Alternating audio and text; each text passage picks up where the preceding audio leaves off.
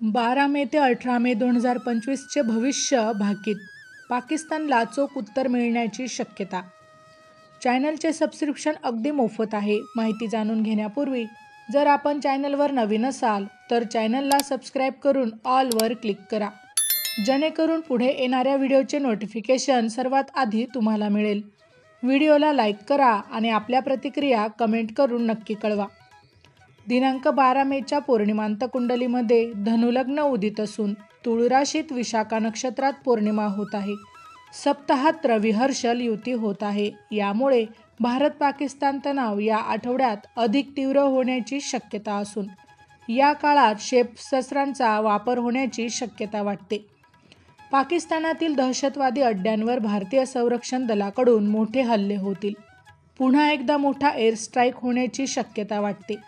जोडीला अष्टमस्थानी मंगळ असल्यामुळे मोठे दहशतवादी ठार मारले जातील. मात्र त्याचबरोबर लष्कर व अन्य सुरक्षा दलांवरही हल्ले होण्याची शक्यता राहील.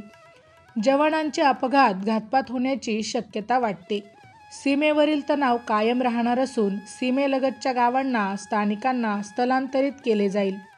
सीमेलगतच्या गावांवर देखील हल्ले होण्याची शक्यता आहे.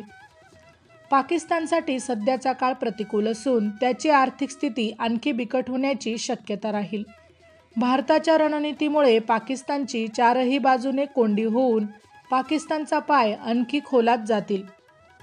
मध्यस्थानासाठी पाकिस्तानाकडून अमेरिकेला मदत करण्याची विनवणी करण्यात येईल. पुढील काळात शनी मंगळ षडाष्टक होणार असल्यामुळे हवेतील युद्ध, एअर स्ट्राईक याचबरोबर विमान अपघात, जहाज दुर्घटना यांमधून मोठी हानी संभवते. ईशान्य भारतात मोठी हिंसा, जाळपोळ यांसारख्या घटना संभवतात. रवी हर्षल युतीमुळे आधुनिक शस्त्रास्त्रे व क्षेपणास्त्रांची खरेदी होऊन युद्ध झाल्यास आधुनिक शस्त्रास्त्रांचा किंवा क्षेपणास्त्रांचा वापर होईल. प्रमुख व्यक्तींवर हल्ले होतील. जातीय वांशिक दंगली पेटवण्याचे प्रयत्न होतील. मात्र भारताकडून शत्रू देशांना चोख उत्तर दिले जाईल. या काळात मोठ्या अफवा पसरवल्या जातील. सायबर क्राईम वाढण्याची शक्यता राहील. धार्मिक स्थळांवर हल्ले करण्याचे प्रयत्न होतील. चुकीच्या बातम्या पसरवल्या जातील. त्यातून दोन समाजांमध्ये तेढ पसरवण्याचाही प्रयत्न या काळात होऊ शकतो. भारतासह युरोपीय देशांमध्येही युद्ध, दहशतवादी कारवाया घडू शकतात. युद्ध, भूकंप, अतिवृष्टी यातून मोठी जीवितहानी या काळात संभवते. युद्धजन्य स्थितीचा शेअर बाजारावर विपरीत परिणाम होऊन मोठी घसरण होईल. यातून बँका, वित्तीय संस्था अडचणीत येतील. बँका, सराफी दुकानांवर दरोडे पडण्याची शक्यता राहील. चतुर्थातील राहू, नेपच्यून, शनी या योगामुळे या काळात हवामान ढगाळ राहील. मध्य भारत, महाराष्ट्रातील उत्तरेकडील प्रदेश, विदर्भ, मराठवाडा या भागात मोठा पाऊस, अतिवृष्टी होण्याची शक्यता राहील. शुक्र उच्च राशीत असल्याने सोन्या चांदीच्या भावातील वाढ कायम राहील.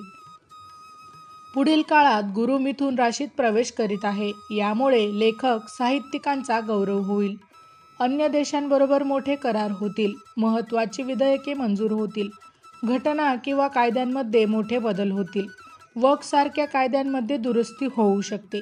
या काळात डॉक्टर, बँक कर्मचारी यांचे संप होतील.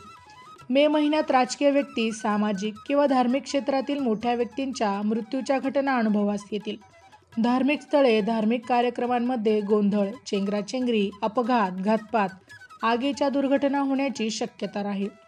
सत्ताधारी आघाडीतील घटक पक्षांमध्ये रुसवे-फुगवे अनुभवास येतील.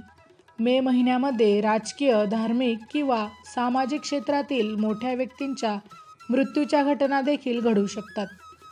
माहिती आवडली असेल तर अवश्य शेअर करा.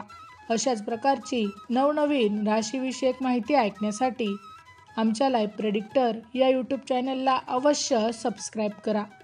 धन्यवाद.